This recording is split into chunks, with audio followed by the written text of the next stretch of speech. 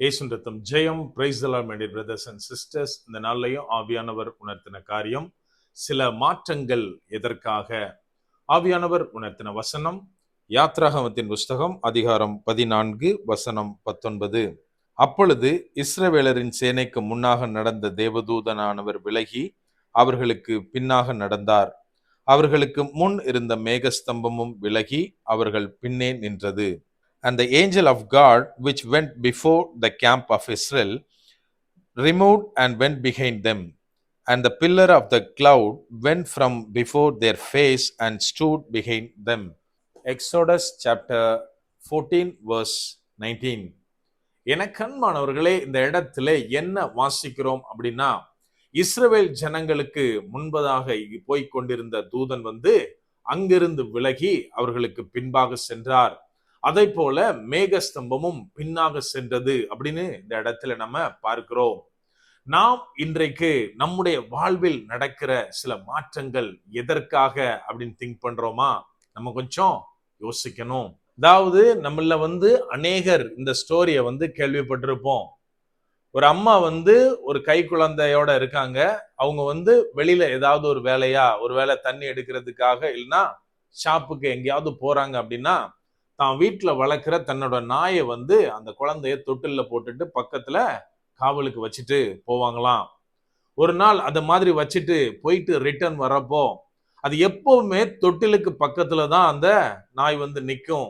ஆனால் அன்னைக்கு பார்த்தா வாசலுக்கு முன்னாடி கேட்டு பக்கத்துல குலைச்சிட்டு நின்றுருக்கு. இவங்க இம்மிடியட்டா ஏதோ பிரச்சனை, ஏன் இந்த சேஞ்சஸ் நடந்தது அப்படின்னு சொல்லிட்டு இம்மிடியட்டா நாய் பக்கத்துல போய் பாக்குறப்பதான் அவங்க பாக்குறாங்க நாய் வாய் ஃபுல்லா பிளட்டா இருக்கு. இம்மிடியேட்டா அவங்க பண்ண காரியம், கையில இருந்த குடத்தை நாய் தலை மேல போட்டுட்டாங்க.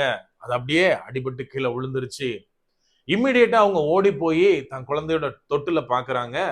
பக்கத்துல ஒரு நல்ல பெரிய பாம்பு ஒண்ணு கடிபட்டு ரத்தத்தோட செத்து கிடக்கிறத பார்த்தாங்க. அப்பதான் அவங்களுக்கு புரிஞ்சிருக்கு, அந்த நாய் கஷ்டப்பட்டு தன் உயிரை கொடுத்து குழந்தைய காப்பாத்திட்டு தான் இன்ஃபார்ம் பண்றதுக்காக, தன்னை அர்ஜ் பண்றதுக்காக அந்த இடத்துல வந்திருக்குன்னு. ஆனா இவங்க அவசரப்பட்டு தன்னுடைய பொறுமை இழந்து அந்த இடத்துல செயல்பட்டாச்சு. என கண்மானவர்களே, இதை போலதான் வாழ்க்கையில சில மாற்றங்களை எதற்காக அப்படின்னு நம்ம திங்க் பண்றதே கிடையாது. உடனே ரியாக்ட் பண்ண ஆரம்பிச்சிடுறோம். இங்க என்ன நடக்குது அப்படின்னா, இஸ்ரவேல் ஜனங்களை தேவன் நடத்தி கொண்டு போகிறார். அவங்க போயிட்டு இருக்கப்போ இப்ப முன்னாடி என்ன நிக்குது? செங்கடல் நிக்குது. இன்னும் அது பிளவுபடல. இப்போ பார்வோன் என்ன பண்றான்? பின்னாடி தொடர்ந்து வந்து கொண்டிருக்கிறான். சோ இந்த இடத்துல என்ன நடக்குதுன்னா, அவர்களுக்கு முன்பதாக வழிகாட்டியை போல போய்கொண்டிருந்த அந்த தேவ தூதனானவர் அங்கிருந்து விலகி அவர்களுக்கு பின்பாக நின்றிருக்கிறார். இப்போ அந்த மேகஸ்தம்பமானது முன்னாடி போயிட்டு இருந்த, அவர்கள் முகத்திற்கு நேராக போயிட்டு இருந்த அந்த மேகஸ்தம்பமும் இஸ்ரவேலர் ஜனத்திற்கு பின்னாடி நிற்கிறது அப்படின்னு இந்த இடத்துல நம்ம வாசிக்கிறோம். இந்த மாற்றம் எதற்காக? நம்ம கொஞ்சம் ஒருவேளை யோசித்து பார்க்கணும். இஸ்ரவேல் ஜனங்கள் குழம்பி போயிருந்திருப்பாங்க. இந்த தூதனை பார்த்து தானே நம்ம ஒரு பயம் இல்லாம தெளிவோட நடந்துட்டு இருந்தோம். அவர் காண்பிக்கிற வழியில போலான்னு நினைச்சோமே, மேகஸ்தம்பம் எங்களை பாதுகாத்து வழி நடத்தி கொண்டு போகுதுன்னு நினைச்சோமே, இப்ப சடனா எங்க போச்சு அப்படின்னு குழம்பி இருக்கலாம். இன்னும் கொஞ்ச தூரம் பயத்தோட முன்னாடி போயிருக்கலாம். ஏதாவது தடுமாறி சில டேர்னிங்ல கஷ்டப்பட்டு இருக்கலாம். ஆனால் அடுத்த வசனத்துல நம்ம வாசிக்கிறோம், பார்வோனுடைய சேனை இஸ்ரவேலரை தொடாதபடிக்கு, நெருங்கி விடாதபடிக்கு, அழிக்க கூடாதபடிக்கு அவை இரண்டும், அதாவது தேவதூதனும் சரி மேகஸ்தம்பமும் சரி, இருவரையும் பிரிக்கிற ஒரு தடுப்பு சுவராக அந்த இடத்துல செயல்பட்டதை நாம் பார்க்கிறோம். என கண்மானவர்களே, இன்னைக்கு நம்முடைய வாழ்க்கையில நம்ம அநேகர் எது எடுத்தாலும் சரி பிரதர், கேட்ட உடனே எனக்கு பதில் வரும், ஆவியானவர் அழகா டைரக்ட் பண்ணுவாரு, தேவனுடைய பிரசன்னம் எப்போதும் என் கூட இருக்க மாதிரியே இருக்கும். ஆனா கொஞ்ச நாளா நான் தேவனுடைய சத்தத்தை கேட்க முடியல. ஆவியானவர் என்ன சொல்றாரு, என் கூட பேசுறாரானே எனக்கு டவுட்டா இருக்கு அப்படின்னு நினைக்கலாம். நம்மோடு இருக்கிறவங்களும் சில நேரங்கள்ல நம்ம நல்லா போயிட்டு இருந்த நம்ம சில இடத்துல தடுமாறுகிறதையோ, சில குழியில விழுந்துடுறதையோ பார்த்த உடனே சொல்லலாம், தேவன் உங்க கூட இல்ல, நீங்க ஏதோ பிரச்சனையில இருக்கீங்க அப்படின்னு நம்ம ஒண்ணும் மறந்து போய்விடக் கூடாது.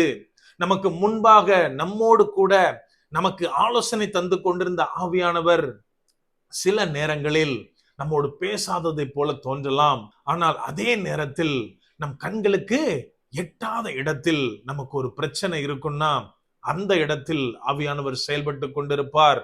நம்ம நல்லா மறந்து போயிடவே கூடாது. என் கண்கள் பார்க்க தேவன் காரியங்கள் செய்யாத மாதிரி, எந்த காரியத்தையும் மாற்றாத மாதிரி எனக்கு தோணலாம், எனக்கு தெரியலாம், என் பார்வைக்கு தெரியாம இருக்கலாம். ஆனால் நான் கண்களால் பார்க்க முடியாத இடத்துல, என் சிந்தனைக்கு எட்டாத இடத்துல எனக்காக காரியங்களை அவர் செய்து கொண்டிருப்பார். அதைத்தான் இங்க பார்க்கிறோம். எப்படி தீமை அணுகாதபடிக்கு, அந்த பார்வோனுடைய சேனை தொட்டு விடாதபடிக்கு இஸ்ரவேலரை மேகஸ்தம்பமும் சரி தூதனானவரும் சரி பாதுகாத்தார்களோ, அதை போலத்தான் நம்மை ஆபத்து நெருங்கி விடாதபடிக்கு ஆவியானவர் பாதுகாத்து கொண்டிருக்கிறார். இன்னும் நாம நினைக்கலாம், நான் இருக்கிற இடத்துல எந்த காரியமும் ஃபேவரபிளா இல்லை அப்படின்னு.